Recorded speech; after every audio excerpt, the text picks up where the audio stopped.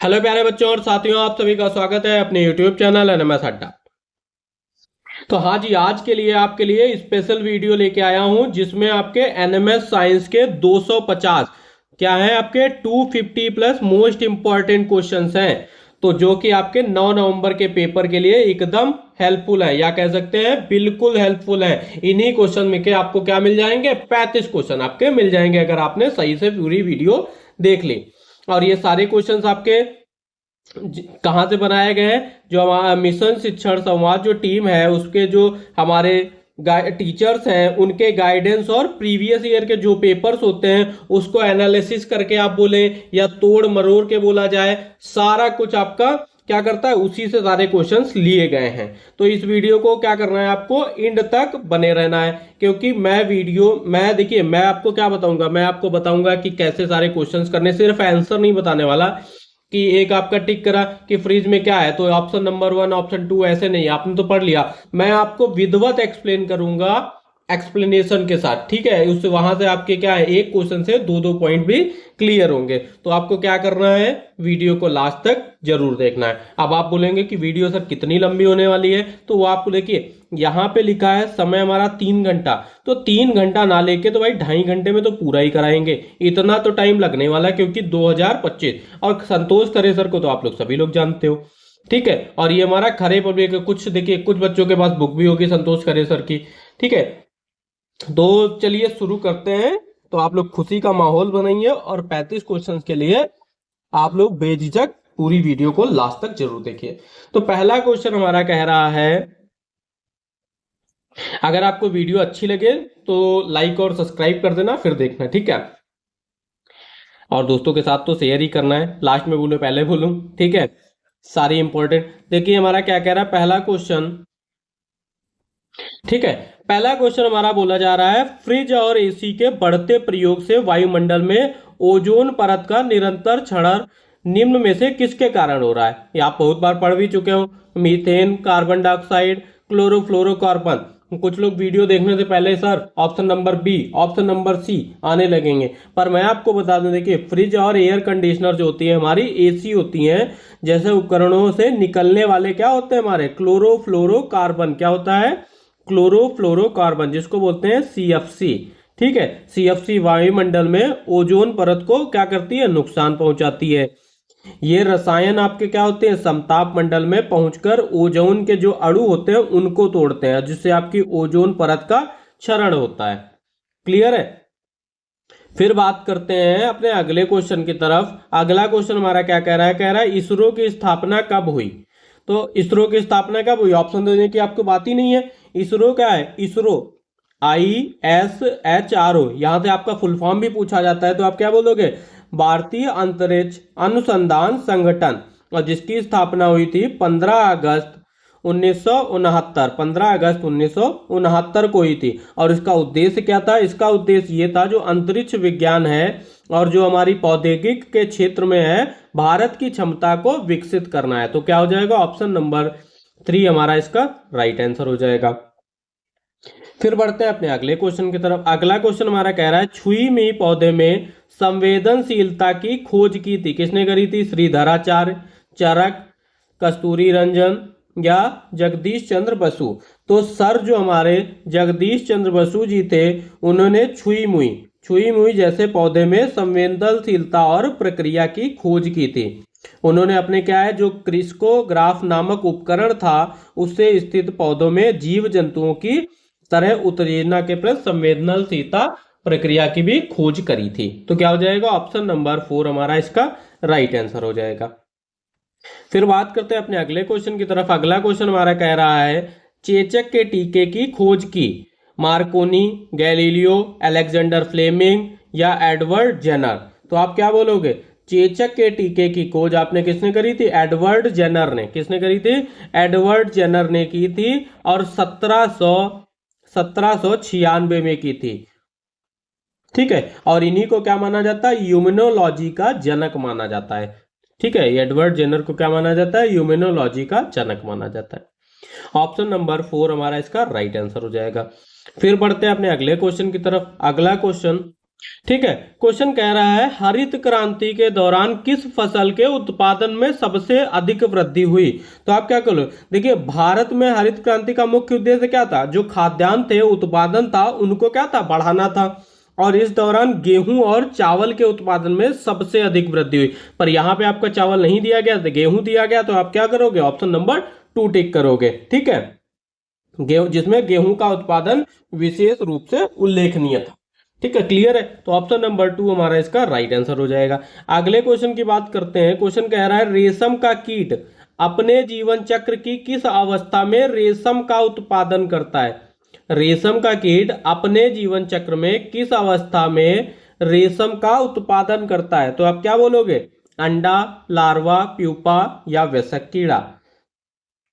तो देखिए जो रेशम का कीट होता है अपने जीवन चक्र में प्यूपा अवस्था में रेशम का उत्पादन करता है। इस अवस्था में कीट अपने चारों ओर क्या होता है, एक कोकून बन जाता है और जो रेशम के धागों से बना होता है। क्लियर है। फिर बढ़ते हैं अपने अगले क्वेश्चन की तरफ। अगला क्वेश्चन हमारा क्या कह रहा है, कह रहा है निम्न में से कौन संश्लेषित रेशा है, कपास, लिनन, रेयॉन, सिल्क। आप संश्लेषित रेशा बोलिए या मानव निर्मित रेशा बोलिए। देखिए संश्लेषित या आपका मानव निर्मित या आपका आर्टिफिशियल जिसको बोलते हैं। तो रेयान आपका क्या है, रेयान आपका एक मानव निर्मित या संश्लेषित रेशा है। क्या कहेंगे, मानव आपका रेयान जो है, रेयान एक आपका मानव निर्मित या संश्लेषित रेशा है। जैसे आपका सेलुलोज हो गया, जिससे सेलुलोज बनता है। ठीक है, और इसको हमें कभी कभी कृत्रिम रेशा भी बोलते हैं। जो हमारा कपास है, लिनन है, सिल्क है, ये सब हमारे क्या है, प्राकृतिक रेशे हैं। क्या है, ये सब हमारे प्राकृतिक रेशे हैं। अगले क्वेश्चन की बात करते हैं। क्वेश्चन बोला गया निम्न में से कौन प्राकृतिक पदार्थ नहीं है। क्या है, निम्न में से कौन प्राकृतिक पदार्थ नहीं है, सेलुलोज, स्टार्च, रेयॉन, कपास। तो देखिए रेयॉन हमारा क्या है, रेयॉन हमारा एक मानव निर्मित फाइबर है जिसे प्राकृतिक स्रोत सेलुलोज से रासायनिक क्रिया से बनाया जाता है। तो क्या करेंगे, ऑप्शन नंबर 3 हमारा इसका राइट आंसर हो जाएगा।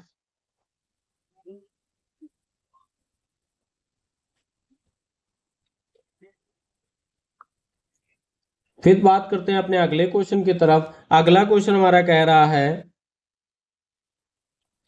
हैं रासायनिक उर्वरकों से अत्यधिक प्रयोग से मृदा पर पड़ने वाले प्रभाव और उनके उपचार के संदर्भ में निम्नलिखित कथनों में से कौन सा सही है। 2 कथन दिए गए, आपको बताना है कौन सा सही है, कि ये दोनों सही है कि आपका एक सही है। तो पहला दिया गया है रासायनिक उर्वरक जो होते हैं उनका अधिक प्रयोग करने से मृदा को अम्लीय बना देता है। ये तो बिल्कुल सही है। अत्यधिक अम्लीय मृदा को उदासीन करने के लिए उसमें जैव पदार्थ मिलाए जाते हैं। तो क्या ये सही है, बताइए।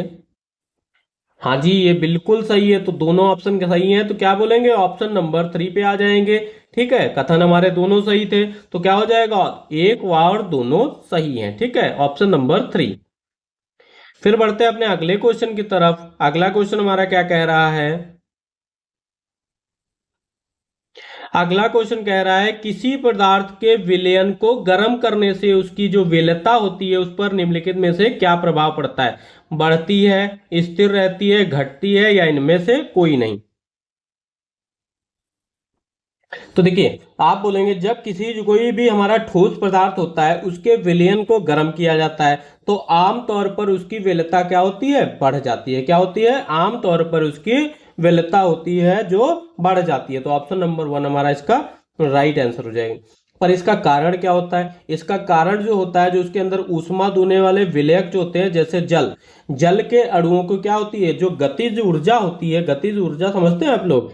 ठीक है, गतिज ऊर्जा होती है, बढ़ जाती है, जिससे वे ठोस के कणों को क्या करते हैं, अधिक प्रभावी ढंग से अलग कर देते हैं। ठीक है, फिर अगला क्वेश्चन हमारा कह रहा है हरित क्रांति को भारत के किस क्षेत्र पर सबसे अधिक प्रभाव पड़ता है। दक्षिण भारत, पूर्वी भारत, दक्षिण उत्तर पश्चिमी भारत या पूर्वोत्तर भारत। तो आप क्या बोलोगे, देखिए हरित क्रांति का सबसे अधिक प्रभाव हमारा भारत के उत्तर पश्चिमी भारत, जैसे राज्य जैसे पूछ लिया था कभी कभी, तो राज्य जैसे आपके पंजाब, हरियाणा और पश्चिमी उत्तर में पड़ा है। ठीक है, फिर बात करते हैं अपने अगले क्वेश्चन की तरफ। अगला क्वेश्चन कह रहा है वैज्ञानिक विधि का चरण नहीं है। तो वैज्ञानिक विधि का चरण कौन सा नहीं है हमारा? देखिए, वैज्ञानिक विधि के क्या होते हैं? व्यवस्थित प्रक्रिया में होते हैं, जिसका आपका पहले करा जाता है अवलोकन, ठीक है, जिसको बोलते हैं निरीक्षण। फिर परिकल्पना, जिज्ञासा आती है हमारी, प्रयोग होता है, परीक्षण, और निष्कर्ष शामिल होते हैं। जो सिद्धांत हमारा होता है, जो हमारा सिद्धांत होता है, एक थ्योरी, इस प्रक्रिया का परिणाम होता है, ना कि स्वयं एक चरण होता है। ठीक है, तो क्या हो जाएगा? ऑप्शन नंबर 2 इसका राइट आंसर हो जाएगा। फिर देखिए अगला क्वेश्चन हमारा क्या कह रहा है। अगला क्वेश्चन कह रहा है निम्न में से किसकी प्राकृतिक सममांगी है? ठीक है, बर्फ, लकड़ी, मिट्टी, वायु।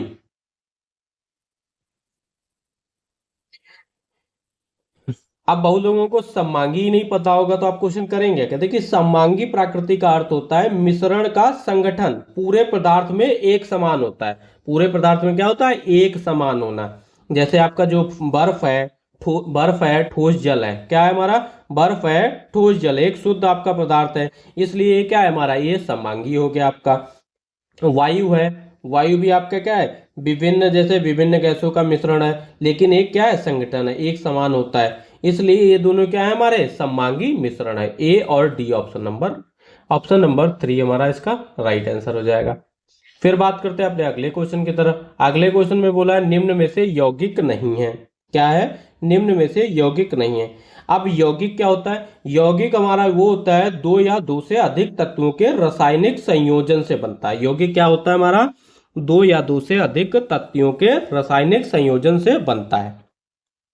अब इसमें ऑप्शन दिया गया है चीनी। चीनी का फॉर्मूला होता है C12H22O11। ठीक है, अगर और खाने का नमक, खाने का नमक आपका NaCl, तो दो यौगिक बन रहा है इसमें भी। ठीक है, plaster of Paris, plaster of Paris CaSO4 dot half H2O, कितना है? हाफ H2O, तो दो के बाद जो हीरा है हमारा, हीरा आपका कार्बन का क्या है? एक अव्यय है, जो एक तत्व है, ना कि यौगिक है। हीरा हमारा क्या है? एक तत्व है। तो क्या हो जाएगा? ऑप्शन नंबर 3 इसका राइट आंसर हो जाएगा।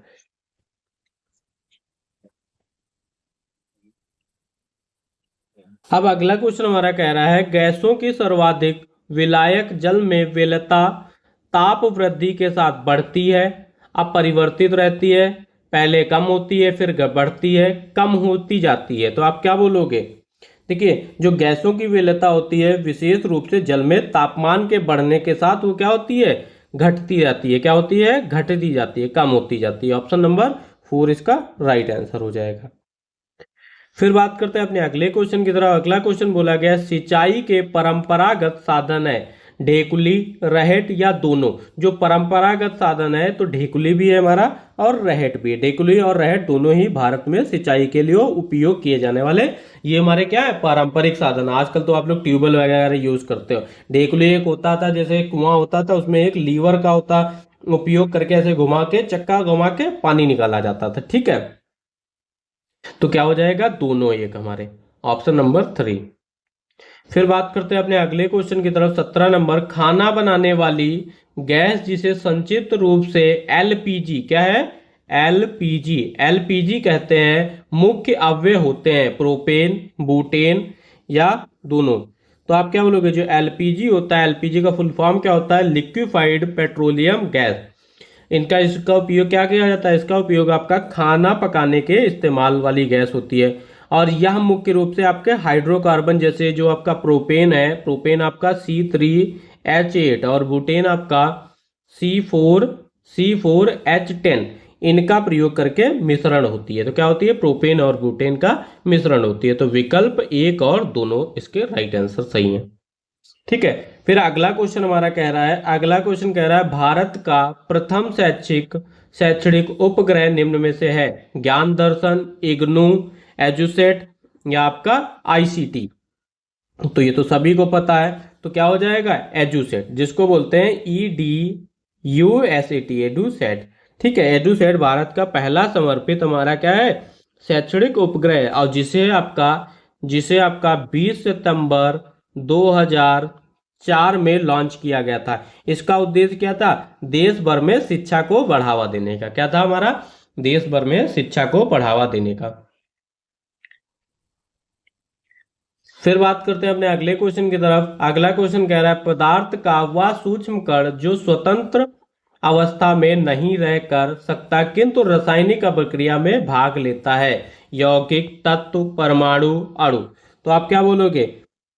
तो देखिए जो अणु होते हैं, अणु हमारे स्वतंत्र अवस्था में रह सकता है, लेकिन जो परमाणु होता है, जो हमारा परमाणु होता है एटम, ये हमारा स्वतंत्र अवस्था में नहीं रह सकता है। ऑप्शन नंबर 3 इसका राइट आंसर हो जाएगा। फिर बोला गया बाखरवाल, नाली, पाटनवाड़, भेड़ की नस्ल, बकरी की नस्ल, याक की नस्ल, ऊंट की नस्ल। तो आप क्या बोलोगे? जो बाखरवाल और नाली और पाटनवाड़ी भारत में पाई जाने वाली भेड़ की प्रमुख नस्लें हैं। क्या है हमारी? भेड़ की प्रमुख नस्लें हैं। ऑप्शन नंबर 1 इसका राइट आंसर हो जाएगा। क्लियर है? आई होप सभी को वीडियो अच्छी लग रही होगी, एक्सप्लेनेशन पसंद आ रहा होगा। फिर बात करते हैं अपने अगले क्वेश्चन की तरफ। फिर देखिए क्वेश्चन क्या कह रहा है। क्वेश्चन कह रहा है जूट के रेशों को पानी में भिगोकर ढीला करने को कहते हैं रीलिंग, ओटना, रेटिंग, कोई नहीं। ये मैं अपनी वीडियोस में सब में बता चुका हूं। देखिए जूट के रेशों को पौधे के तने से अलग करने के लिए, ठीक है, तनों को कुछ दिनों में पानी में भिगोया जाता है और इस प्रक्रिया को क्या कहते हैं? रेटिंग कहते हैं। क्या कहते हैं? रेटिंग कहते हैं, जिसमें तने गल जाते हैं और रेशे आसानी से आपके क्या होते हैं? अलग हो जाते हैं। ठीक है। फिर अगला क्वेश्चन कह रहा है नस्ली भेड़ों को जन्म देने के लिए जनक के रूप में अच्छी भेड़ों को चयन की प्रक्रिया को क्या कहते हैं? तो देखिए ऑप्शन नहीं पढ़ूंगा। जो असली असली आपकी क्या होती है, जो अच्छी नस्ल की भेड़ें होती हैं उनको जन्म देने के लिए जनक के रूप में अच्छी भेड़ों को ठीक है, अच्छी भेड़ों के चयन की प्रक्रिया को कहते हैं वृज्यात्मक प्रजनन, जिसको बोलते हैं सेलेक्टिव ब्रीडिंग। ठीक है। ऑप्शन नंबर 3 हमारा इसका राइट आंसर हो जाएगा। फिर बात करते हैं अपने अगले क्वेश्चन की तरफ। भेड़ के बालों से चिकनाई, धूल और गर्त निकालने को कहते हैं ओटना, छटाई, परिमार्जन, अभिमार्जन। आपका हर बार को पेपर में पूछा जाता है। तो भेड़ के बालों से चिकनाई, धूल और गंदगी को हटाने की प्रक्रिया को बोलते हैं अभिमार्जन। क्या बोलते हैं? अभिमार्जन। SCOURING। ठीक है। ऑप्शन नंबर 4 हमारा क्या हो गया? इसका राइट आंसर हो गया। फिर बढ़ते हैं अपने अगले क्वेश्चन की तरफ। अगला क्वेश्चन क्या है? आधे बच्चे कहेंगे कि सरल सरल क्या पढ़ा रहे, पूरे क्वेश्चन तो देखो भाई। 200 प्लस क्वेश्चन लेके आया, 270 क्वेश्चन करा के जाऊंगा। और अगर 35 क्वेश्चन ना मिले तो आप बता देना, ठीक है, लाइक कर देना। फिर हमारा कह रहा है अगला क्वेश्चन भेड़ के बालों को ऊन के धागों के रूप में बदलना कहलाता है। भेड़ के बालों को ऊन के धागों के रूप में बदलना कहलाता है। धागों का संस्थान, भेड़ का संसाधन, ऊन का संसाधन, या इनमें से कोई नहीं। तो हम क्या बात कर रहे हैं? जब भेड़ों के बालों की बात कर रहे हैं तो क्या बोलेंगे आप? ऊन का संसाधन। ठीक है। ऑप्शन नंबर 3 इसका राइट आंसर हो जाएगा। फिर बात करते हैं अपने अगले क्वेश्चन की तरफ। बोला जा रहा है रेशम कीटों का पालन कहलाता है सेरीकल्चर, एपीकल्चर, पीसीकल्चर, टेरीकल्चर। तो जो हमारा क्या होता है, रेशम प्राप्त करने के लिए रेशम के कीड़ों के पालन को क्या कहते हैं? सेरीकल्चर। ऑप्शन नंबर 1 हमारा इसका राइट आंसर हो जाएगा। फिर बढ़ते हैं अपने अगले क्वेश्चन की तरफ। अगला क्वेश्चन कह रहा है कोकून से रेशम निकालने की प्रक्रिया कहलाती है रीलिंग, संसाधन, अभिमार्जन, या ओटना। तो जो होता है कोकून के से रेशम के धागों को निकालने की प्रक्रिया को रीलिंग कहते हैं। क्या कहते हैं? रीलिंग कहते हैं। ऑप्शन नंबर 1 हमारा इसका राइट आंसर हो जाएगा।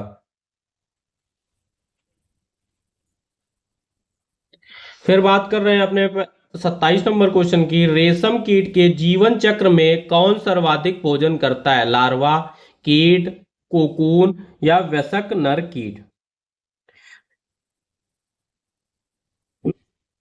देखिए रेशम कीट के जीवन चक्र में आपका क्या होता है? लार्वा अवस्था के दौरान यह शहतूत की पत्तियों को खाकर तेजी से बढ़ता है। क्या होता है? शहतूत की पत्तियों को खाकर तेजी से बढ़ता है और सबसे अधिक भोजन करता है। तो कौन करता है? हमारा लार्वा। और आपको पता चल गया रेशम कीट क्या करता है? शहतूत की पत्तियों को खाता है। एक क्वेश्चन आपसे यहां से भी मिल गया। फिर बात करते हैं अपने अगले क्वेश्चन की तरफ। रेशम कीट का पालन मुख्यतः होता है शहतूत की पत्तियों पर, अरणी की पत्तियों पर, ओक की पत्तियों पर, या उपयुक्त में से सभी पर। तो देखिए यहाँ पे मैं बताऊंगा जो होता है रेशम कीट का पालन आपका मुख्यतः रूप आपका क्या होता है, शहतूत की पत्तियों पर ही होता है। जैसे शहतूत की पत्तियां जिसको बोलते हैं मलबरी, क्या बोलते हैं, मलबरी। ठीक है, पेड़ों पर किया जाता है क्योंकि जो शहतूत की पत्तियां होती है उनका मुख्य भोजन होता है। ठीक है, ऑप्शन नंबर 1 हमारा इसका राइट आंसर हो जाएगा। फिर बढ़ते हैं अपने अगले क्वेश्चन की तरफ। अगला क्वेश्चन हमारा कह रहा है फ्लेक्स, कह रहा है फ्लेक्स अलसी या तीसी पौधे के किस भाग से प्राप्त किया जाता है। तो ये क्या होता है हमारा फ्लेक्स, आपका जो फ्लेक्स है, फ्लेक्स को अलसी के पौधे से तने से प्राप्त किया जाता है। किससे प्राप्त किया जाता है, तने से प्राप्त किया जाता है। ऑप्शन नंबर 1 हमारा इसका राइट आंसर हो जाएगा। फिर अगला क्वेश्चन क्या कह रहा है, अगला क्वेश्चन कह रहा है रेशम का धागा मुख्यतः किस प्रोटीन से बना होता है, कोलेजन या आपका केराटिन या आपका फाइब्रिन या आपका एक्टिन। तो आप क्या बोलोगे, जो रेशम का धागा आपका होता है मुख्यतः रूप से फाइब्रोन नामक एक प्रोटीन होता है, फाइब्रोन नामक आपका प्रोटीन होता है, उससे बनता है। क्लियर है। अब बोला जा रहा है शहतूत की पत्तियां किस रेशम कीट का मुख्यतः भोजन है, टसर रेशम कीट, मूंगा रेशम कीट या आपका एरी रेशम कीट या आपका बॉम्बेक्स मोरी कीट। तो सभी को पता है ऑप्शन नंबर 4 क्या हो जाएगा हमारा इसका राइट आंसर हो जाएगा। अब क्वेश्चन बोला जा रहा है हमारा अगला, कह रहा है बुनाई जिसको वीविंग, वीविंग से पहले जो ऊन के रेशों को सीधा करने और उसकी जो गांठ होती है उसको हटाने की प्रक्रिया को क्या कहते हैं। तो देखिए बुनाई से जो पहले हमारी ऊन होती है उनके जो रेशों के सीधा करने की और उनके गांठ हटाने की प्रक्रिया को कंघी करना बोलते हैं। क्या होता है, जैसे आपके बाल जैसे टाइट टाइट हो जाते हैं ना, आपके जैसे जुड़ जाए ना, तो शैम्पू वगैरह ना लगा तो कंघी करके ही तो सीधे करे जाते हैं। तो क्या करता है, कंघी करना। ऑप्शन नंबर 2 इसका राइट आंसर होता है। फिर बात करते हैं अपने अगले क्वेश्चन की तरफ। अगला क्वेश्चन कह रहा है भेड़ के शरीर से ऊन उतारने की प्रक्रिया को क्या कहते हैं। देखिए यहाँ पे दो ऑप्शन हो जाते हैं, एक तो कहते हैं कटाई, एक तो हो जाता है कतरन। मैं आपको बताऊं, आपको जो हमारा भेड़ के शरीर से ऊन को उतारने की प्रक्रिया को आप क्या बोलोगे, कतरन बोलोगे, कताई नहीं बोलोगे, कतरन, जिसको बोलते हैं SHEARING शियरिंग। ठीक है, लिख नहीं रहा है, SHEARING शियरिंग, कुछ दिक्कत करिए। ठीक है, ऑप्शन नंबर 3 हमारा इसका राइट आंसर हो जाएगा। ठीक है, और ये कब उतारी जाती है, देखिए यह प्रक्रिया आमतौर पर कब करी जाती है, आपकी जैसे वसंत ऋतु में की जाती है, जब भेड़ के शरीर पर ऊन की एक मोटी परत बन जाती है। ठीक है, फिर बात कर रहे हैं अपने अगले क्वेश्चन की तरफ। 34 नंबर कह रहा है भारत का पहला मंगलयान मिशन MOM किस वर्ष लॉन्च किया गया था, 2012, 2013, 2014, 2015। तो भारत का पहला मंगलयान मिशन, MOM का मतलब है मंगलयान मिशन, ठीक है, और जिसे मार्स ऑर्बिटर मिशन भी कहते हैं। क्या कहते हैं इसको, मार्स ऑर्बिटर मिशन भी कहते हैं, लिख लीजिएगा, मार्स ऑर्बिटर मिशन भी कहते हैं। और ये हमारा 5 नवंबर 2013 को सतीश धवन अंतरिक्ष केंद्र, जिसको श्री हरिकोटा में लॉन्च किया गया था, 2013 में लॉन्च किया गया था। ऑप्शन नंबर 2 इसका राइट आंसर हो जाएगा। फिर बात करते हैं अपने अगले क्वेश्चन की तरफ। अगला क्वेश्चन कह रहा है नोबेल पुरस्कार विजेता सीवी रमन, सीवी रमन ने किस क्षेत्र में महत्वपूर्ण योगदान दिया था, परमाणु भौतिकी, प्रकाश का परिकीर्णन, रेडियोधर्मी या सापेक्षता का सिद्धांत। आप लोगों को बताने की जरूरत ही नहीं, जो हमारे सीवी रमन थे, डॉक्टर सीवी रमन थे, इन्होंने प्रकाश के परिकीर्णन जिसको स्कैटरिंग ऑफ लाइट पर कार्य किया गया था। ठीक है, कार्य के इनको 1930 में भौतिकी, 1930 में भौतिकी के क्षेत्र में नोबेल पुरस्कार मिला था, जिसे रमन प्रभाव के नाम से भी जाना जाता है। Option number 2। फिर बात करते हैं अपने अगले क्वेश्चन की तरफ। अगला क्वेश्चन कह रहा है सममांगी मिश्रण नहीं है। अब देखिए सममांगी मिश्रण वह होता है जिसमें घटक एक दूसरे में पूरी तरह घुल जाते हैं, ये तो सभी को पता होना। तो नमक का घोल ये तो हो जाएगा, चीनी का शरबत ये भी पूरी तरह घुल जाएगा, वायु भी आपका विभिन्न गैसें जो होती हैं वो घुल जाएगा। जो हमारा भाई चावल में मिले कंकड़ है वो तो अलग अलग ही रहेंगे, कहाँ से घुल जाएंगे। तो ये क्या हो जाएगा, हमारे एक सममांगी मिश्रण नहीं है। ठीक है, ये है क्या है, विषममांगी। ऑप्शन नंबर 4 हमारा इसका राइट आंसर हो जाएगा। फिर बात कर रहे हैं अपने अगले क्वेश्चन की तरफ। पूछा गया है इसरो का मुख्यालय कहाँ है। इससे पहले क्वेश्चन में डिफाइन कर चुका हूं, तो अब बताओगे भारत अंतरिक्ष अनुसंधान संगठन इसरो का। ठीक है, इसरो का मुख्यालय हमारा बेंगलुरु कर्नाटक में स्थित है, बेंगलुरु। ऑप्शन नंबर 1 इसका राइट आंसर हो जाएगा। फिर बात करते हैं अपने अगले क्वेश्चन की तरफ। अगला क्वेश्चन कह रहा है पाई का मान ज्ञात करने वाले प्रथम गणितज्ञ थे श्रीधराचार्य, आर्यभट्ट, रामानुजम या बाणभट्ट। तो देखिए पाई भारतीय गणितज्ञ और खगोल शास्त्री आर्यभट्ट ने पाई का मान की गणना की थी, और जिसे वे 3.1416 के बराबर मानते हैं। क्या मानते हैं, हम लोग लिख लेते हैं 3.16 के बाद 3.14, तो क्या होता है हमारा भारतीय गणितज्ञ आर्यभट्ट। तो ऑप्शन नंबर 2 इसका राइट आंसर हो जाएगा। फिर बात कर रहे हैं अपने अगले क्वेश्चन के। अगला क्वेश्चन कह रहा है फोटो इलेक्ट्रिक प्रभाव का संबंध किससे है। C V Raman, Albert Einstein, madam Curie या आपका माइकल फैराडे।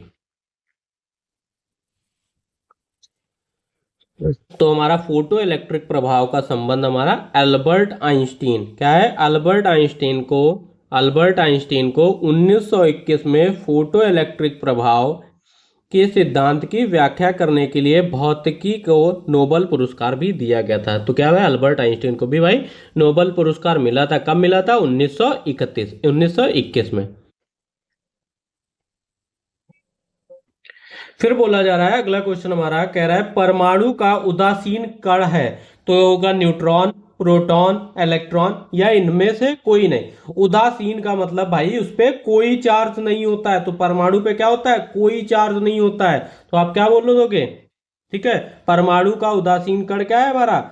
देखिए परमाणु के 3 मुख्य कण होते हैं, एक होता है आपका प्रोटॉन, एक आपका होता है प्रोटॉन, एक आपका होता है इलेक्ट्रॉन और एक आपका होता है न्यूट्रॉन।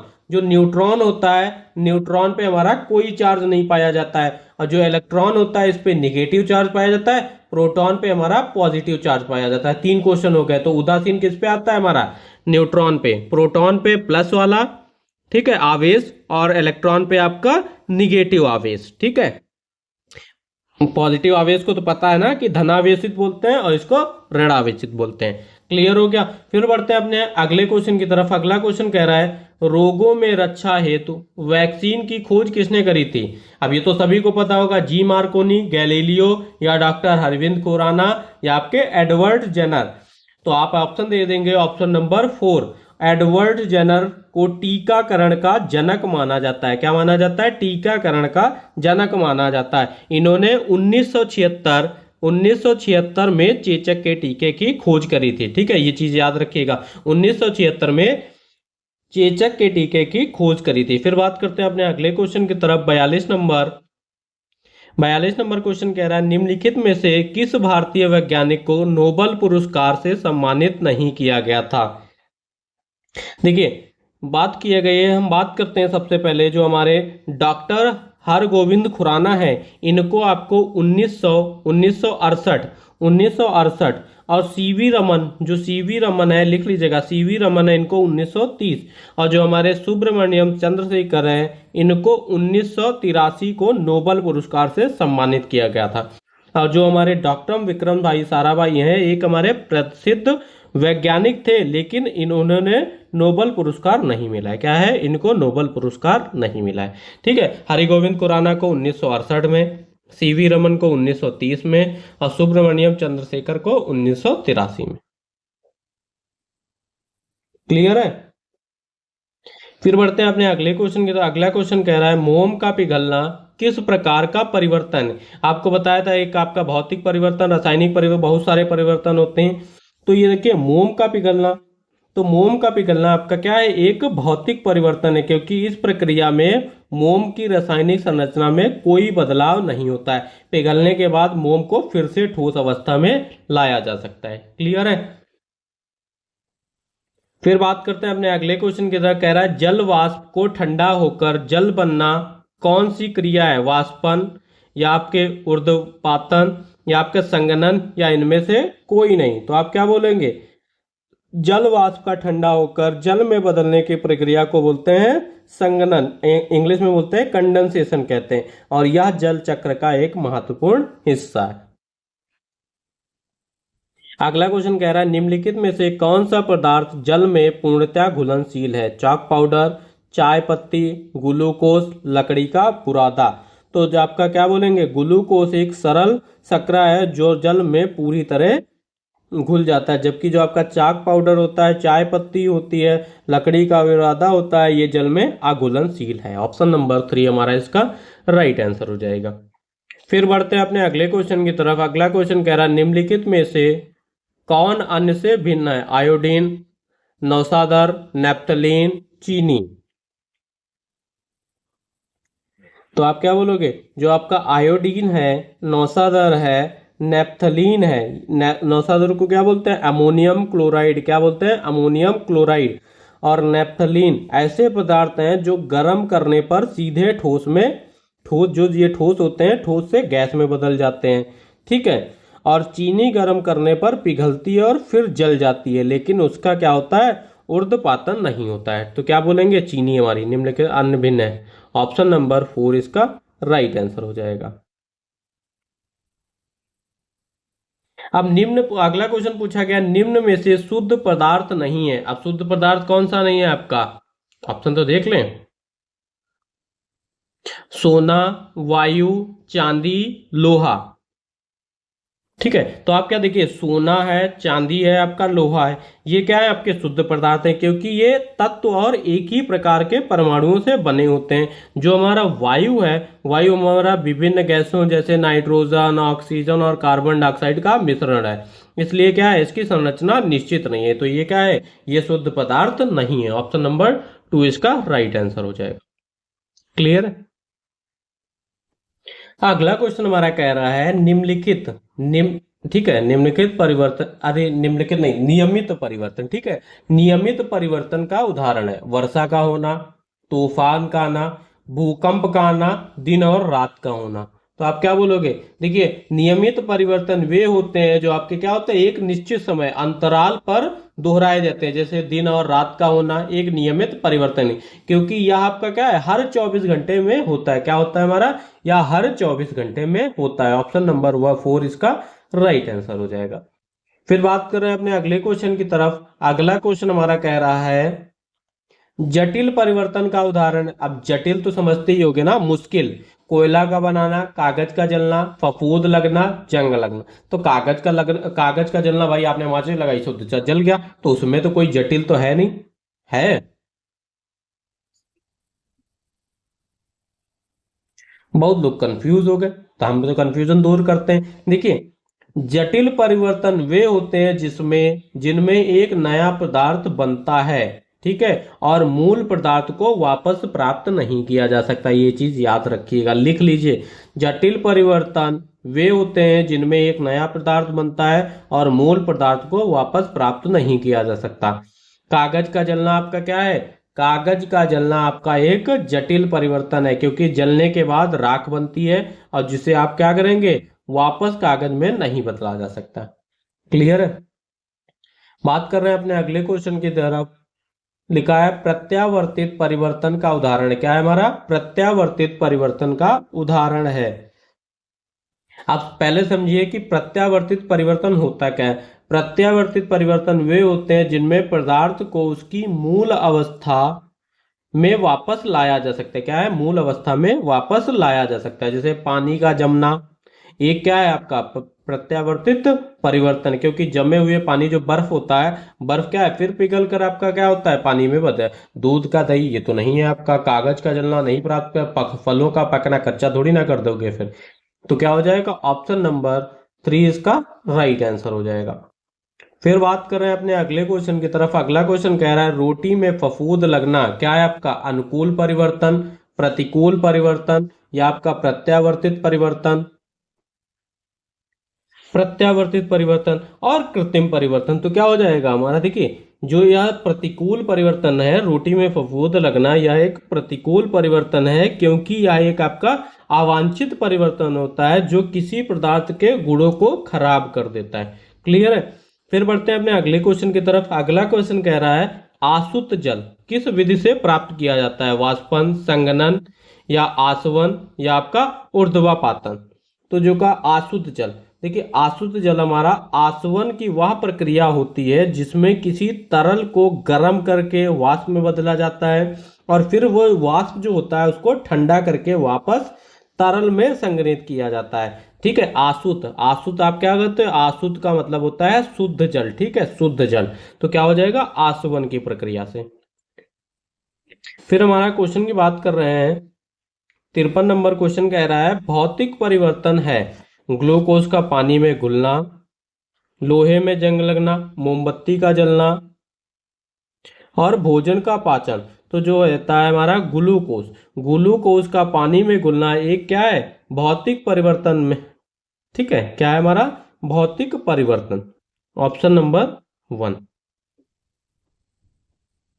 फिर बढ़ते हैं अपने अगले क्वेश्चन की तरफ। अगला क्वेश्चन हमारा कह रहा है 54 नंबर, निम्नलिखित में से अम्ल है नमक, बुझा चूना, कास्टिक सोडा, सिरका। देखिए आपका जो सिरका है, सिरका हमारा क्या है, सिरका एक एसिडिक एसिड और एक क्या है, पतला घोल है, इसलिए वह एक क्या है, अम्ल है। क्या है हमारा, एक अम्ल है। सिरका एसिडिक एसिड का एक पतला घोल है, इसलिए यह एक अम्ल है। और नमक आपका क्या है, नमक एक उदासीन लवण है। ठीक है, भुजा चूना और आपका कास्टिक सोडा ये क्या है, क्षार है। भुजा चूना और कास्टिक सोडा ये क्या है, हमारे क्षार है, लिख लीजिएगा। तो क्या हो जाएगा इसका, ऑप्शन नंबर 4 इसका राइट आंसर हो जाएगा। फिर बात करते हैं अपने अगले क्वेश्चन की तरफ। अगला क्वेश्चन हमारा कह रहा है 55 नंबर, निम्नलिखित में से प्राकृतिक सूचक नहीं है। क्या नहीं है, प्राकृतिक सूचक नहीं है। तो आप क्या बोलोगे, ऑप्शन दिया गया लिटमस, हल्दी, मिथाइल ऑरेंज, गुड़हल।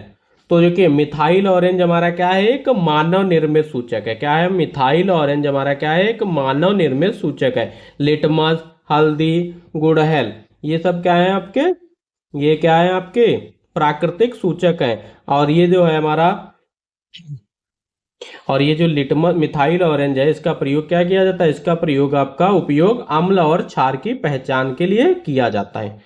क्लियर।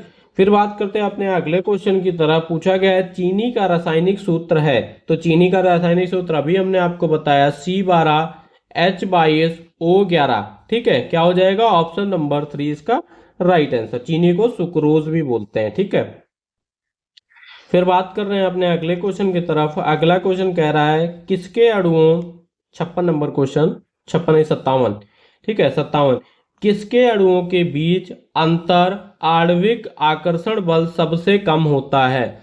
शरबत, सोना, बर्फ और ऑक्सीजन। ऑक्सीजन क्या है आपका, जो सबसे पहले ये बोलेंगे, देखिए जो अंतर आणविक आकर्षण बल होता है वो हमारा सबसे कम होता है गैसों में। ठीक है, सबसे ज्यादा आपका ठोस में होता है, फिर आपका क्या आता है, फिर आपका तरल आता है, फिर आपकी गैस आती है। ठीक है, तो सबसे कम होता है हमारा गैसों में। तो ऑक्सीजन क्या है, ऑक्सीजन हमारा एक गैस है। तो गैसों के अणुओं के बीच आपका अंतर आणविक आकर्षण बल सबसे कम होता है, जिसके कारण वे दूर दूर रहते हैं। शरबत आपका क्या है, शरबत हमारा क्या है, एक तरल है। सोना आपका क्या है, सोना आपका एक ठोस है। ठीक है, और बर्फ क्या है, बर्फ भी आपका ठोस है। तो इनके बीच क्या रहेगा, आपका आकर्षण बल अधिक होता है। क्लियर हो गया। फिर बात करते हैं अपने अगले क्वेश्चन की तरफ। अगला क्वेश्चन हमारा क्या कह रहा है, अगला क्वेश्चन कह रहा है जुगनू के शरीर में उपस्थित, जुगनू के शरीर में उपस्थित एटीपी, मैग्नीशियम, आयरन एवं ऑक्सीजन किस पदार्थ से क्रिया करके चमक उत्पन्न करते हैं। तो आप बोलोगे जुगनू के शरीर में एक ल्यूसीफिरेन, क्या होता है, एक ल्यूसीफिरेन नामक पदार्थ होता है, जो हमारा एटीपी, आपका मैग्नीशियम और ऑक्सीजन की उपस्थिति में ल्यूसीफेरेंस एंजाइम के साथ प्रतिक्रिया करके चमक उत्पन्न करता है। ठीक है, ऑप्शन नंबर 3 हमारा इसका राइट आंसर हो जाएगा। फिर बात कर रहे हैं अपने अगले क्वेश्चन की तरफ। अगला क्वेश्चन कह रहा है प्रबल अम्ल, ठीक है, प्रबल अम्ल है साइट्रिक अम्ल, टार्टरिक अम्ल या सल्फ्यूरिक अम्ल या आपका नाइट्रिक अम्ल। तो आप क्या बोलोगे, सल्फ्यूरिक अम्ल। क्या होगा हमारा, सल्फ्यूरिक अम्ल, जिसको बोलते हैं H2SO4, ये हमारा क्या है, प्रबल अम्ल है। ठीक है, और दुर्बल अम्ल क्या होगा हमारा, दुर्बल अम्ल होता है हमारा दुर्बल अम्ल होता है हमारा एसिडिक अम्ल। ठीक है, फिर बात करें अपने अगले क्वेश्चन की तरफ। अगला क्वेश्चन कह रहा है अर्जेंटेनम, अर्जेंटेनम किस तत्व का लैटिन नाम है। सोना, चांदी, पारा आयरन, अर्जेंटीनम, सभी लोग समझते होंगे ना। चांदी का लैटिन नाम हमारा क्या है, अर्जेंटीनम है, जिसको क्या होता है एजी, ठीक है, जिसका रासायनिक प्रतीक क्या होता है हमारा एजी से। तो क्या हो जाएगा इसका राइट आंसर ऑप्शन नंबर 2 चांदी। फिर बात कर रहे हैं अपने अगले क्वेश्चन की तरफ 61 नंबर। चीनी के जलने पर प्राप्त पदार्थ है इनेमल, ग्लूकोज, कैरेमल या इनमें से कोई नहीं। तो जब चीनी को गर्म किया जाता है तो वह पिघल कर क्या होता है भूरे रंग का कैरेमल बनाती है। क्या बनाती है, कैरेमल बनाती है। अत्यधिक गर्म करने पर वह जल जाती है और कार्बन जिसको कोयला बचता है। तो क्या होगा, चीनी के जलने पर प्राप्त हमको क्या मिलता है, कैरेमल, ऑप्शन नंबर 3।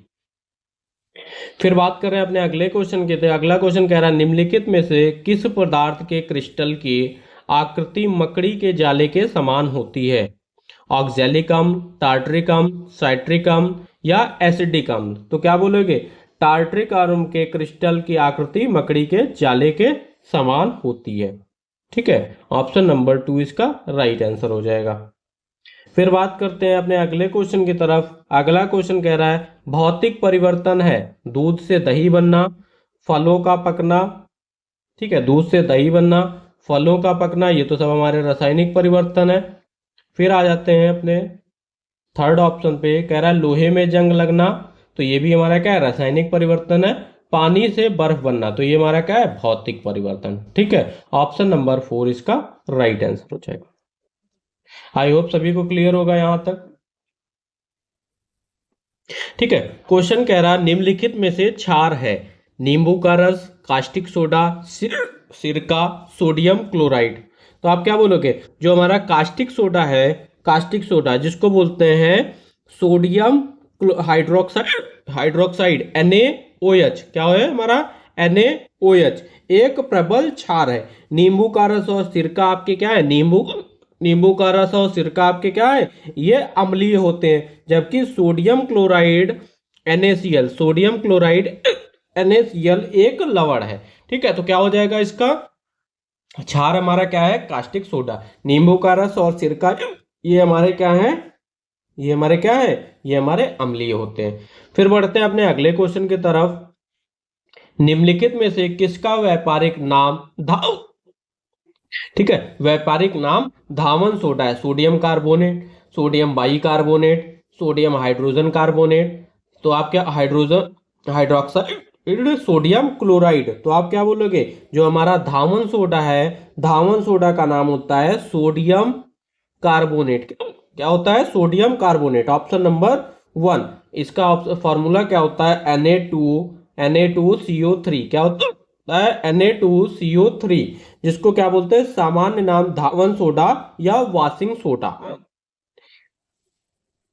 ठीक है, ये भी क्वेश्चन आपका पूछा गया है बार बार, खाने का सोडा का रासायनिक सूत्र क्या होता है। ये तो एक तो ऊपर तो धोने वाला था और नीचे भाई खाने वाला आ गया। ठीक है, तो खाने का सोडे का नाम होता है बेकिंग सोडा भी कहते हैं, इसको क्या कहते हैं, बेकिंग सोडा भी कहते हैं। और इसका रासायनिक नाम होता है हमारा NaHCO3। अब NaHCO3 को क्या पढ़ेंगे, सोडियम बाई कार्बोनेट। क्या हो जाएगा, sodium by carbonate, sodium by carbonate, option number 4। ठीक है, अगला क्वेश्चन हमारा 67 नंबर क्वेश्चन कह रहा है निम्नलिखित में से, अभी तो लंबा सफर तय करना है, तो ये पानी वानी आप लोग पी लीजिए। ठीक है, ठीक है, मैं भी पी लेता हूँ भाई, हिचकी आ रही है। ठीक है, पानी वानी पी के रखिए, नाश्ता वास्ता रख के पूरी वीडियो को समाप्त करना है। वीडियो तो लंबी होने वाली है, महामैराथन नाम इसका ऐसे ही नहीं रखा। और आपको ये क्या है, 270 क्वेश्चन देख के अपने 35 क्वेश्चन आपको मिल जाएंगे। ठीक है, अब क्वेश्चन पूछा जा रहा है निम्नलिखित में से सर्वाधिक संपीड़नीय क्या है, मिट्टी, ऑक्सीजन, जल या इनमें से कोई नहीं। तो देखिए गैसें होती हैं, तो गैसें जैसी गैस होती है हमारी, जैसे ऑक्सीजन, ऑक्सीजन क्या है, हमारी गैस है। ठोस, ठोस हमारी क्या है, मिट्टी है। और तरल पदार्थ में क्या आता है, जल आता है। इनकी तुलना में सबसे अधिक संपीड़नीय आपकी क्या होती है, गैस होती है। क्या होती है, गैस होती है, क्योंकि उनके जो अणु होते हैं वो दूर दूर होते हैं। ठीक है, तो संपीड़नीय में सबसे ज्यादा क्या होती है, ऑक्सीजन। ठीक है, ये हमारी गैस। ठीक, अब सर्वाधिक संपीड़नीय अगर आपसे पूछ दिया जाए तो हमारा क्या होगा, गैस सबसे पहले नंबर पे, फिर हमारा क्या होगा, फिर हमारा जल, और फिर हमारा गैस ये तरल, और फिर हमारा ठोस। ठीक है।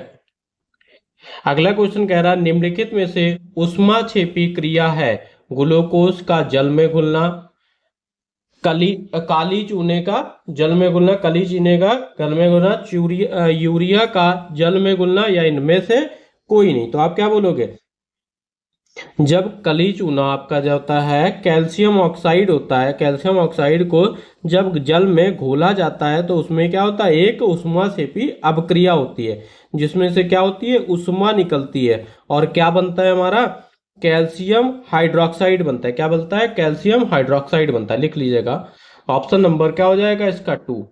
फिर बात करते हैं अपने अगले क्वेश्चन की तरफ। अगला क्वेश्चन कह रहा है लोहा आयरन। ठीक है, लोहा आयरन का रासायनिक संकेत क्या है, इंग्लिश में क्या लिखा जाता है, आयरन लिखा जाता है, तो क्या होगा हमारा Fe। क्या होगा, Fe इसका रासायनिक संकेत है। ठीक है, ऑप्शन नंबर 3 इसका राइट आंसर हो जाएगा। फिर बात करते हैं अपने अगले क्वेश्चन की तरफ। अगला क्वेश्चन कह रहा है निम्नलिखित में से चूने का पानी है। तो चूने का पानी क्या होता है, तो चूने का पानी के जिसको लाइम वाटर बोलते हैं उसका फॉर्मूला क्या होता है, CaOH का होल ट्वाइस, इसको बोलते हैं कैल्शियम हाइड्रोक्साइड। क्या होता है, कैल्शियम हाइड्रोक्साइड। ऑप्शन नंबर 3 इसका राइट आंसर हो जाएगा। फिर बात कर रहे हैं अपने अगले क्वेश्चन की तरफ। अगला क्वेश्चन कह रहा है जलीय पौधा नहीं है, कुमुदिनी, हाइड्रिला, या आपका वेल्सेनिया, या आपका घीकवार। तो आप क्या बोलोगे, जो हमारा घीकरवार है इसको बोलते हैं आपका एलोवेरा। ये एलोवेरा होता है जो हमारा ये मरुस्थलीय पौधा होता है, जबकि आपके कुमुदिनी, हाइड्रिला या आपका वेल्सेनिया होते हैं ये आपके जलीय पौधे होते हैं। तो क्या हो जाएगा, ऑप्शन नंबर 4 हमारा इसका राइट आंसर हो जाएगा। फिर बढ़ते हैं अपने अगले क्वेश्चन की तरफ। अगला क्वेश्चन कह रहा है निम्नलिखित में से किस पौधे में प्रातान पाए जाते हैं, तोरई, कद्दू, आलू, या 1 या 2। तो हमारे प्रातान जो होते हैं, प्रातान हमारे तोरई जैसे कमजोर तने वाले पौधे में पाए जाते हैं, उनके सहारे पर चढ़ने में मदद करते हैं। तो क्या हो जाएगा, तोरई, ऑप्शन नंबर 1। फिर बात करते हैं अपने अगले क्वेश्चन की तरफ। अगला क्वेश्चन कह रहा है पुष्प में मादा जनन अंग होता है, कौन होता है आपका, पुंकेसर, या आपका वर्तिका, या आपका बाल्य दल, या आपका परागर कण। तो क्या बोलेंगे, वार्तिका, जिसको बोलते हैं वार्तिका। बहुत लोग नहीं समझते होंगे, स्टिग्मा लिख दूंगा तो स्टिग्मा आप लोग समझेंगे। तो स्टिग्मा जो होता है ये मादा जनन अंग का हिस्सा होती है। ठीक है, तो ऑप्शन नंबर 2 इसका राइट आंसर हो जाएगा। फिर अगला क्वेश्चन कह रहा है पर्व संधि पाई जाती है पत्ती में, पुष्प में, तने में, जड़ में। तो क्या होगा, जो पर्व संधि होती है, पर्व संधि को नोड बोलते हैं। क्या होता है, नोड। ठीक है, नोड जो होता है, नोड तने का वह भाग होता है जहां से पत्तियां या आपकी शाखाएं निकलती हैं। तो ये क्या पाई जाती है, तने में। फिर अगला क्वेश्चन कह रहा अपुष्पीय पौधे में वंश वृद्धि होती है बीजाणुओं द्वारा, जड़ द्वारा, पत्ती द्वारा, तने द्वारा। तो क्या होता है, अपुष्पी पौधे जैसे कि आपका अपुष्पी पौधे जो फर्न है, मांस है, ये सब क्या होते हैं, स्पोर्स द्वारा प्रजनन करते हैं, बीजाणुओं द्वारा प्रजनन करते हैं। ठीक है, ऑप्शन नंबर 1 इसका राइट आंसर हो जाएगा। अगला क्वेश्चन कह रहा है अड़युज जंतु नहीं है, मुर्गी, सांप, चमगादड़, कछुआ। तो आप क्या बोल, अंडयुज, अंडयुज जो अंडे नहीं देते हैं। ठीक है, वे होते हैं जो अंडे, अंडयुज क्या होते हैं, जो अंडे नहीं देते हैं। जैसे आपका चमगादड़ क्या है, चमगादड़ आपका क्या है, एक स्तनपायी है जो बच्चे को जन्म देता है। चमगादड़ क्या होता है, स्तनपायी है जो बच्चे को जन्म देता है, इसलिए चमगादड़ हमारा क्या है, एक अंडयुज नहीं है। ठीक है, मुर्गी, सांप, कछुआ ये सब अंडे देते हैं। फिर कह रहा है अगला क्वेश्चन सर्वाधिक आयु वाला पौधा है। तो सभी को पता होगा सर्वाधिक, सिकोआ। क्या होता है हमारा, सिकोआ, ऑप्शन नंबर 4। ये दुनिया के सबसे लंबे और सबसे अधिक आयु वाले पेड़ों में से एक है। ठीक है, अगला क्वेश्चन कह रहा है पौधों का उत्सर्जी पदार्थ नहीं है, लाख, हींग, कत्था, गोंद। तो जगह हींग आपका क्या होता है, हींग एक राल है जो पौधों से प्राप्त होती है, लेकिन इसे उत्सर्जी पदार्थ नहीं माना जाता है। ठीक है, क्या नहीं माना जाता है, हींग को एक आपका उत्सर्जी पदार्थ नहीं माना जाता है। जो आपका लाख है, कत्ता है, गोंद है, पौधों के उत्सर्जी पदार्थ होते हैं। ठीक है, यहां से आपके दो क्वेश्चन मरे, एक उत्सर्जी, ठीक है, नहीं है, और आपका है। ये आपको क्वेश्चन पढ़िएगा तो ये ध्यान से कि नहीं है। ठीक है, फिर बात कर रहे हैं 79 नंबर की। कह रहा है धागों के दो सेंटों को आपस में व्यवस्थित करके वृत्त बनाने की प्रक्रिया को क्या कहते हैं। तो सभी को बताया, धागों के दो सेंटों को आपस में व्यवस्थित करके वृत्त बनाने की प्रक्रिया को बुनाई, जिसको वीविंग कहते हैं, कताई बनाने की प्रक्रिया है। तो क्या हो जाएगा हमारा, बुनाई। ठीक है, ऑप्शन नंबर 1 इसका राइट आंसर हो जाएगा। आई होप सभी को क्लियर होगा यहां तक। ठीक है, आप देखिए क्वेश्चन हमारा कह रहा है 80 नंबर, जूट पौधे के किस भाग से प्राप्त होता है। जो हमारा जूट है, जूट हमारा पौधे के किस भाग से प्राप्त होता है, जड़, तना, पत्ती, फूल। तो आप क्या बोलोगे, जूट हमारा क्या है, जूट आपका एक रेशा है जो जूट के पौधे के तने से प्राप्त होता है। कहां से प्राप्त होता है, तने से प्राप्त होता है। पहले जो होती है तने होती हैं, तनों को डुबाकर आपके क्या होता है, डुबाया जाता है पानी में, फिर सड़ाया जाता है, जिससे क्या होते हैं, रेशे अलग हो जाते हैं। तो क्या होगा, ऑप्शन नंबर 2 इसका राइट आंसर हो जाएगा। फिर बात करते हैं अपने अगले क्वेश्चन की तरफ। अगला क्वेश्चन कह रहा है संश्लेषित रेशा नहीं है। क्या है, नहीं है। क्वेश्चन आपको सही से पढ़ना है कि संश्लेषित रेशा नहीं है। ठीक है, रेशम, नायलॉन, रेयॉन या इनमें से कोई नहीं। तो आप क्या बोलोगे, रेशम जो है, रेशम हमारा क्या है, रेशम हमारा एक प्राकृतिक प्रोटीन फाइबर है जो आपका कहां से मिलता है, रेशम के कीड़ों से, लार्वा से प्राप्त होता है। और नायलॉन और रेशम आपके क्या है, नायलॉन और रेयॉन आपके क्या है, संश्लेषित या मानव निर्मित है। ठीक है, ऑप्शन नंबर 1 हमारा क्या हो जाएगा, इसका राइट आंसर हो जाएगा। फिर बढ़ते हैं अपने अगले क्वेश्चन की तरफ। अगला क्वेश्चन कह रहा है मरुस्थलीय पौधों की विशेषता है, जड़ें ऊपर ही होती हैं, तना बहुत कठोर होता है, पत्तियां कांटों में बदल जाती है, या इनमें से कोई नहीं। तो आप क्या बोलोगे, जो आपके मरुस्थल पौधे होते हैं, पौधे में पानी की कमी को रोकने के लिए पत्तियां जो होती हैं, पत्तियां कांटों में बदल जाती हैं। इससे जो ट्रांसपीरेशन की दर होती है वो कम हो जाती है। तो क्या होता है, पत्तियां कांटों में बदल जाती है। ऑप्शन नंबर 3 इसका राइट आंसर हो जाएगा। फिर बढ़ते हैं अगले क्वेश्चन की तरफ। अगला क्वेश्चन हमारा कह रहा है किस जंतु का आकार अनियमित, ठीक है, अनियमित होता है, हाइड्रा या आपका यूग्लिना या आपका पैरामीशियम या अमीबा। तो अमीबा आपका क्या है, अमीबा जो है, अमीबा आपका एक कोशिकीय जीव है जिसका कोई निश्चित आकार नहीं होता है, जिसका कोई निश्चित आकार नहीं होता है, ऐसे ऐसे अमीबिया। तो क्या होता है, वह अपने आकार में लगातार बदलता रहता है और एक कोशिकीय है। तो ऑप्शन नंबर 4 इसका राइट आंसर हो जाएगा। फिर अगला क्वेश्चन कह रहा है जंतु विज्ञान का जनक किसे कहा जाता है।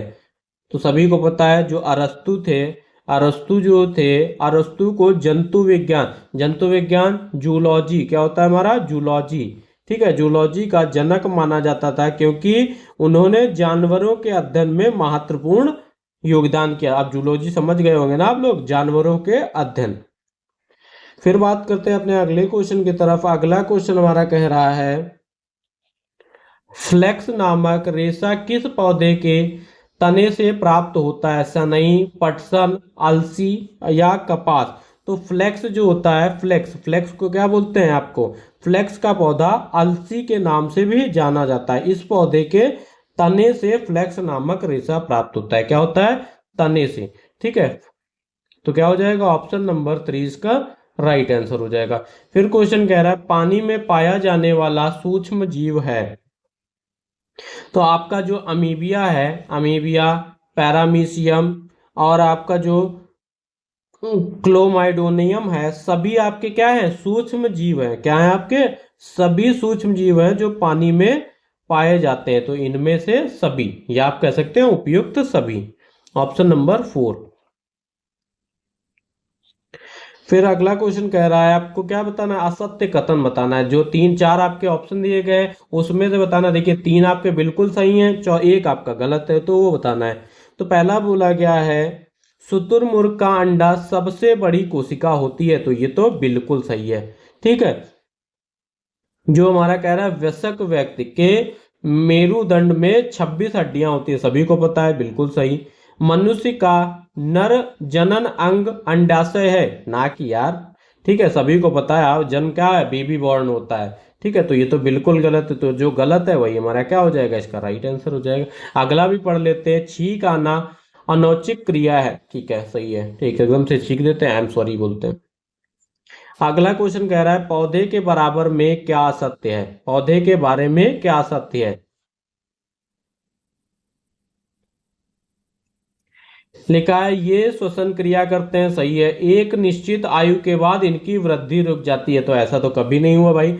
हम लोग जो हमारे क्या है लिविंग थिंग्स है ना पौधा, तो ये क्या है, पौधे में वृद्धि जीवन भर होती रहती है, जबकि जानवरों में वृद्धि, जो जानवर होते हैं जानवरों में वृद्धि एक निश्चित आयु के बाद रुक जाती है। तो ये क्या है, यही कथन हमारा क्या है, असत्य है। जो असत्य है वही हमारा क्या है, राइट आंसर हो गया।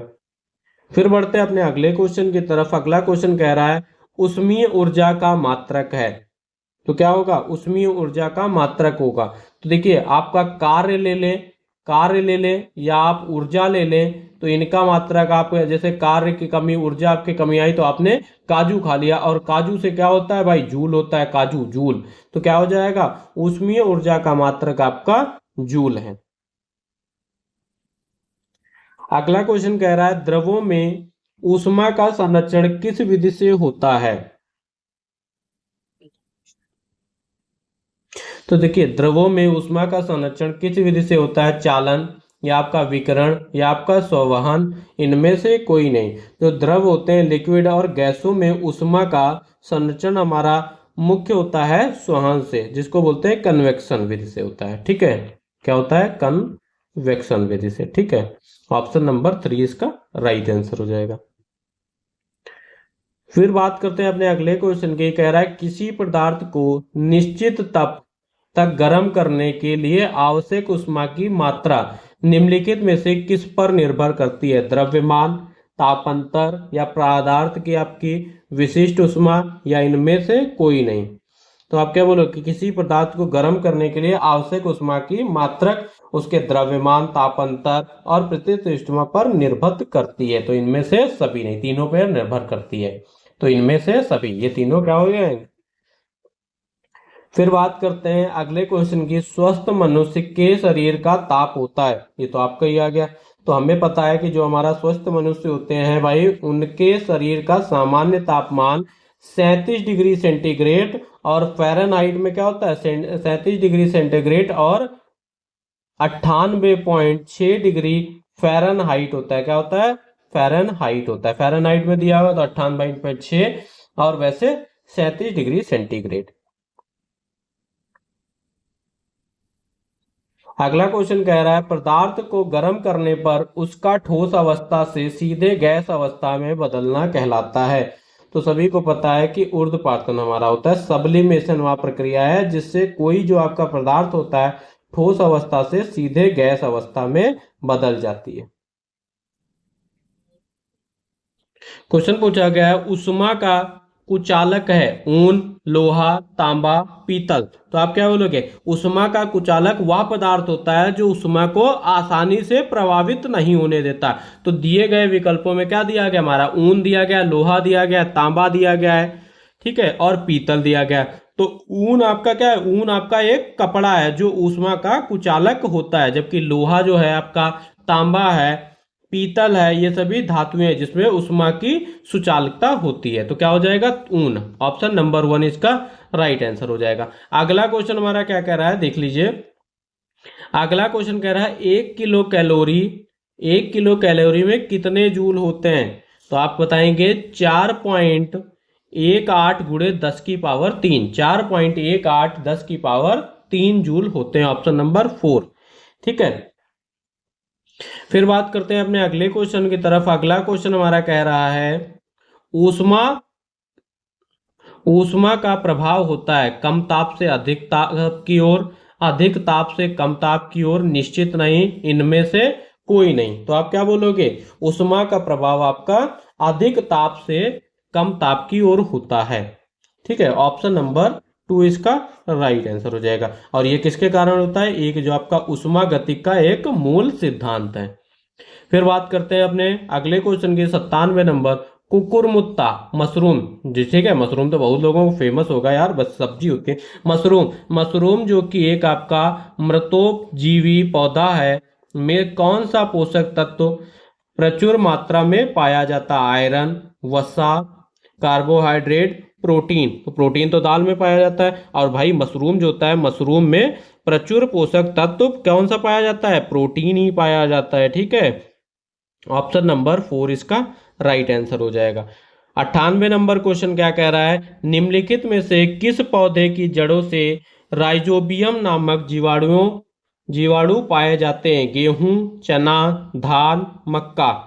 तो आप क्या बोलोगे? जो राइबोजियम जोड़े होते हैं वो किस में पाए जाते हैं? चना में। ऑप्शन नंबर 2 इसका राइट आंसर हो जाएगा।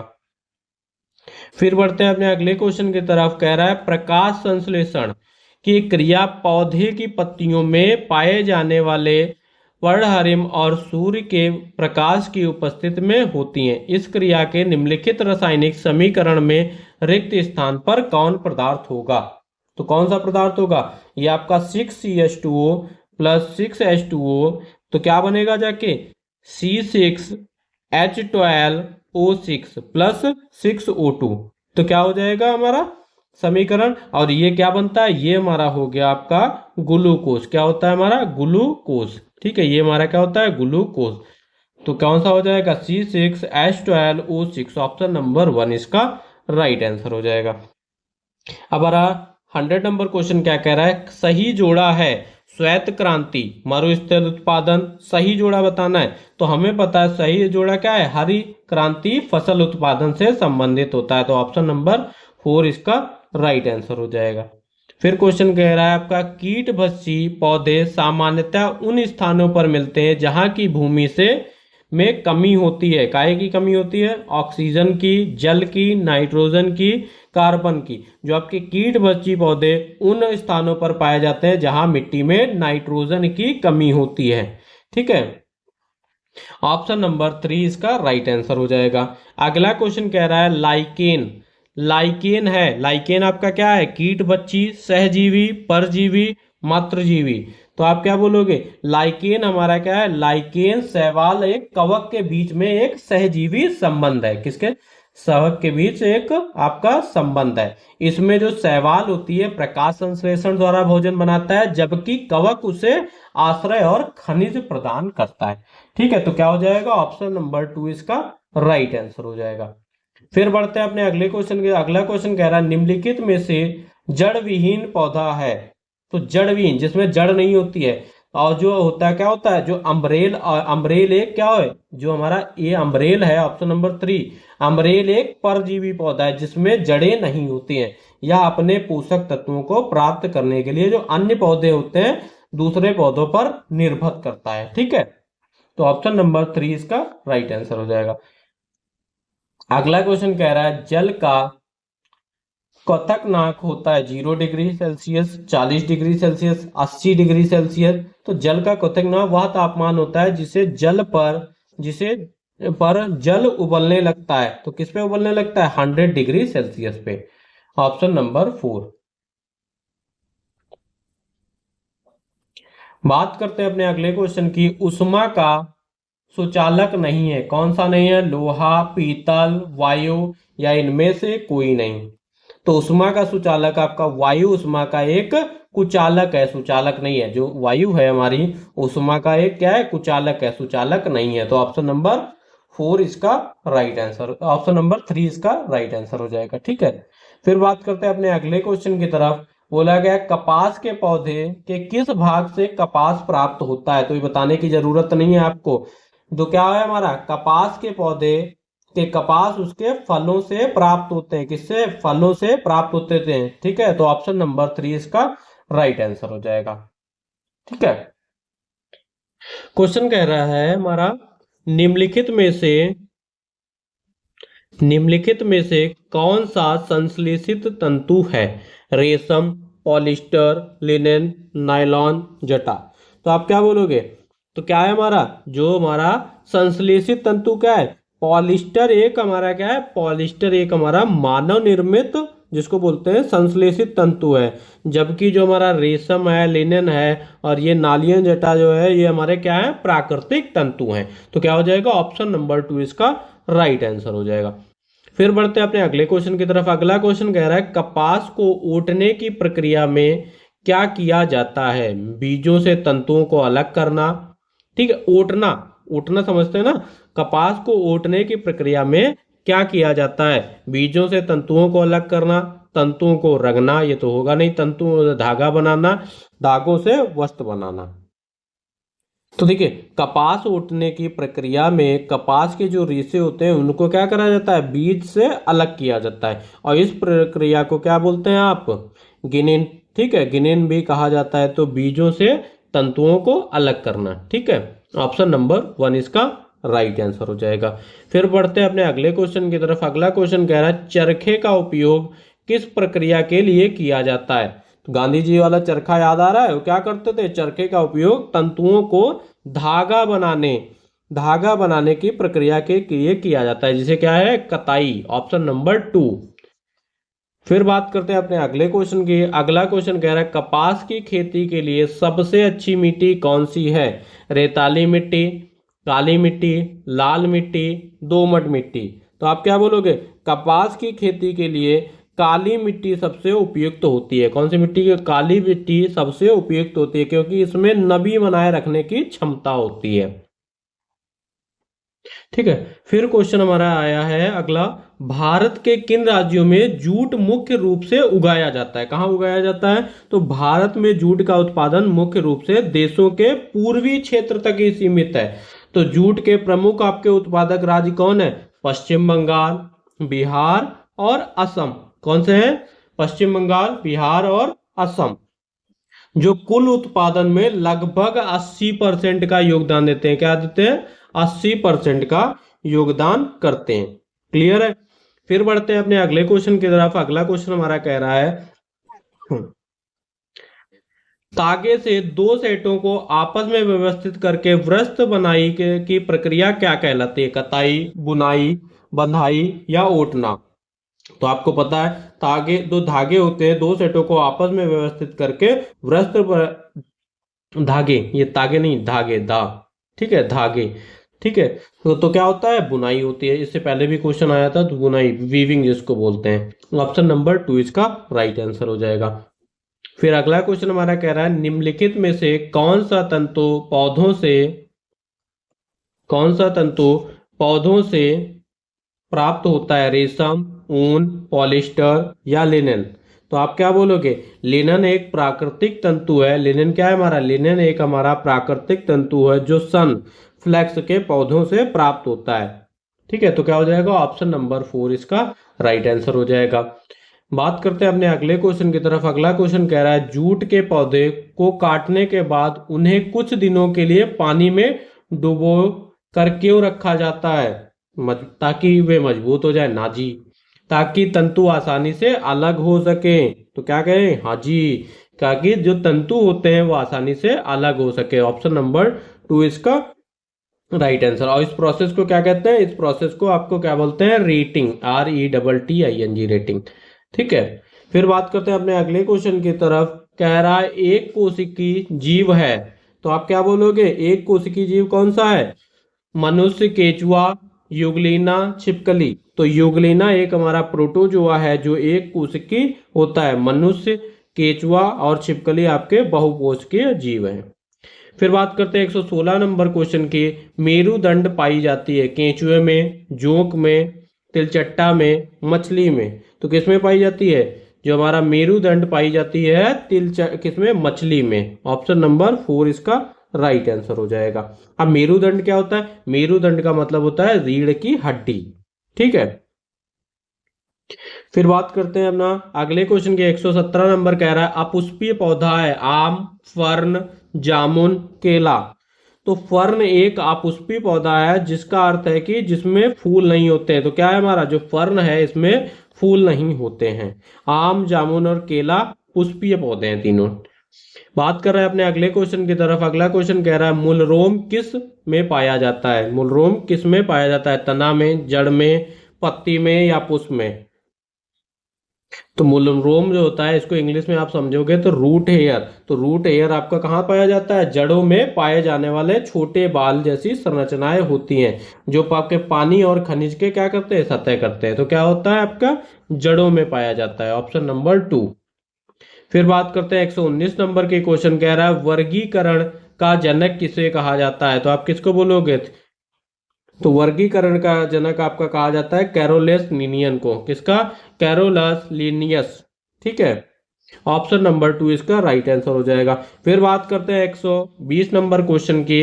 वे जीव जो मरे हुए जीवों को खाकर अपना भोजन प्राप्त करते हैं तो कौन से होंगे? उत्पादक, उपभोक्ता, शाकाहारी, अपघटक। तो क्या हो गए? अपघटक, जिनको बोलते हैं इंग्लिश में डीकम्पोजर। वे जीव होते हैं जो मृत पौधों को, जानवरों के कार्बनिक पदार्थों को भोजन प्राप्त करते हैं। ठीक है, तो क्या हो जाएगा? Option number 4। तो देखिए कितना टाइम हो गया, 1 घंटे से आपकी प्लस ही वीडियो जा रही है। तो ये अभी हमने बात कर ली 120 क्वेश्चन। जो हमारे अगले क्वेश्चन रह गए, जो हम 270 क्वेश्चन की बात करने वाले थे, ठीक है, तो ये सारे जो अगले क्वेश्चन है ये आपको इसके नेक्स्ट पार्ट में मिलेंगे। और नेक्स्ट पार्ट के लिए आपको क्या करना है? चैनल को सब्सक्राइब कर लेना है भाई साहब। और आपको क्या करना है? चैनल को सब्सक्राइब कर लीजिएगा और नोटिफिकेशन को ऑन कर लीजिएगा। तो जैसे ही आपकी नेक्स्ट वीडियो आएगी पार्ट 2 की, जिसकी इसकी पार्ट 2 की, यहां से आपको क्या है 121 नंबर से पार्ट 2 में क्वेश्चन मिलने वाले हैं। किस में मिलने वाले हैं? पार्ट 2। तो पार्ट 2 के लिए इंतजार ज्यादा आपको नहीं करना पड़ेगा। कल मैं आपको पार्ट 2 की भी वीडियो प्रोवाइड करा दूंगा। ठीक है, तो जैसा कि मैं आपको बस आपके लिए मेहनत कर रहा हूं, तो आप लोगों को भी क्या करना है? चैनल को सब्सक्राइब कर देना और दोस्तों के साथ शेयर कर देना है। तो देखिए आपको साइंस से पढ़ने की ज़्यादा ज़रूरत नहीं, आपने इतना पढ़ लिया तो आपके 35 क्वेश्चन इससे बाहर नहीं रहेंगे। ठीक है, आई होप सभी को वीडियो अच्छी लगी होगी। तो चलिए मिलते हैं अपनी नेक्स्ट वीडियो में, नेक्स्ट पार्ट में। Thank you class.